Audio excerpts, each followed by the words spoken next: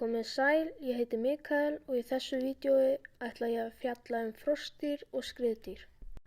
Froskdýr eru hryggdýr sem eru fær að lifa bæði á landi og í vatni og kallast svoleiðis dýr lás- og lagadýr. Þau geta bæði andað með lungunum og húðinni en þurfa að vera rakir til þess. Tveir helstu hópar froskdýra eru froskar og salamöndrur. Froskum líka stundum skipt í körtur og eiginlega froska. Körtur eru líkar froskum en eru aðeins stærri, þurrari og með húð á bakinu sem stundum þakin eitruðu slími. Froskdýr éta skordýr. Þau sjá bráðina vel frá sér og veiða þau með langri slímugri tungu. Salamöndrur líkjast eðlum í útliti en þetta eru froskdýr með langan búk og hala. Froskdýrin eru komin af fiskum og eru því misheit dýr. Þegar það kólnar finna þau rakan og öruggan stað þar sem þau sofa í vetrardvala. Frjóvgun froska á sér stað utan líkamans þar sem kvendýrið hrygnir í vatnið og síðan frjóvgar karldýrið þau. Úr hrognunum skríða halakörtur með hala og tálkn. Þær éta aðallega þörunga. Smá saman vaxa fætur í stað halans og lungu í stað tálkna, svo þau geti lifað á landi. En hjá salamöndrum fer frjóvgunin fram innan líkamans en hrygna svo í vatn. Það sem einkennir snáka er að þeir eru lappalausir og mjaka sér áfram á kviðnum. Það eru sirka til 3000 tegundir slangna og eru flestar þeirra hættulausar mönnum.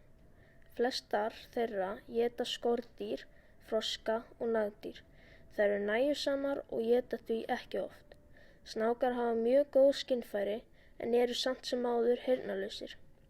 Þeir finna lykt með því að reka tunguna út og setja hana upp í góm.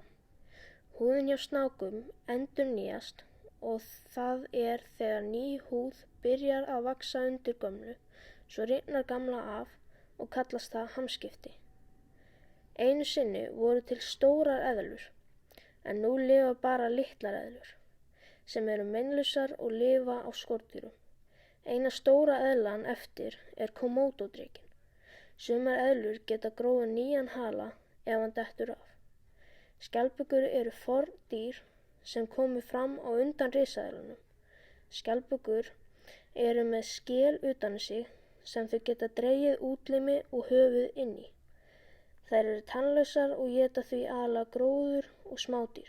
Sumar lifa á landi og aðrar í sjó. Krókódílar geta orðið álíka gamlir og menn. Þeir eru með góð skynfæri og eru öflug rándýr. Stærstu krókódílarnir geta orðið 7 metrar og 1 tonn. Þeir bera mikla umhyggju fyrir afkvæmum sínum og þeir halda sig mest í vatni. Skriðdýr í heild þróuðust frá froskdýrum og eru betur fallin til lífs á landi heldur en þau. Helstu hópar núlifandi skriðdýra eru þeir sem búið er að fjalla snákar, eðlur, skjaldbökur og krókódílar. Þau hafa lungu og hreistur þegar þau klekjast úr eggi og gerir það lífið á landi auðveldara.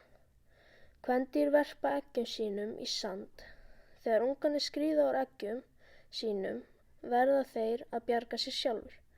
Skriðdýr eru misheit dýr og þurfa því að finna heita staði til að hita sig upp. Svo á veturna leggjast þau í vetrardvala. Komodo-dreki. Komodo-drekinn er tegund af eðlu sem býr í Indónesíu. Hann er stærsta lifandi eðlan sem verður að mestu 3 metrar og 70 kíló. Þeir éta hryggleysingja, fugla, spendýr og hræ. Sumir halda því fram að þeir séu með eitrabit en það hefur ekki alveg verið sannað.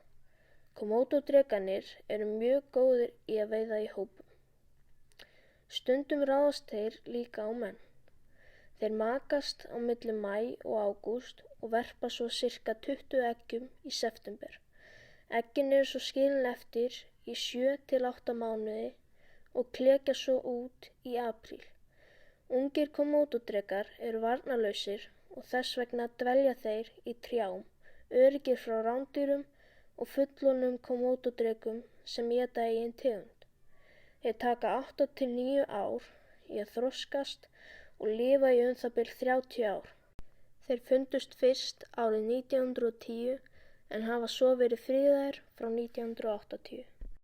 Takk fyrir mig.